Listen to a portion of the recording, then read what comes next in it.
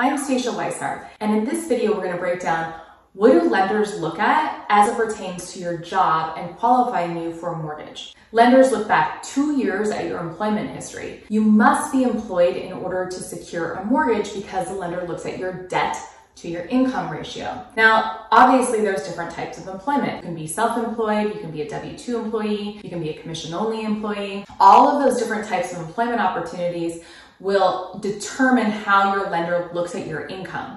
So for example, if you've got a side gig that you've been doing for 2 years, the lender is going to consider that side gig because you have a history of receiving that income for a 2-year period. Cash under the table that's not taxable is not going to be considered on your employment calculations or your income calculations.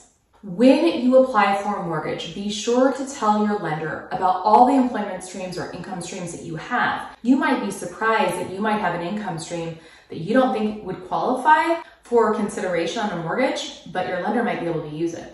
If you're self-employed and you've been told no, you can't qualify for a mortgage, you might have other options. There's things like bank statement loans, other kinds of financing that you might be missing because your bank or your credit union doesn't have those options in terms of their financing buckets on their portfolios.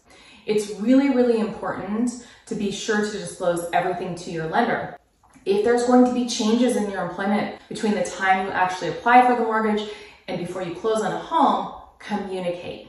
Communication is key, and that will ultimately lead to the success of you becoming a first-time homebuyer. For more tips on how to buy your first house, follow along.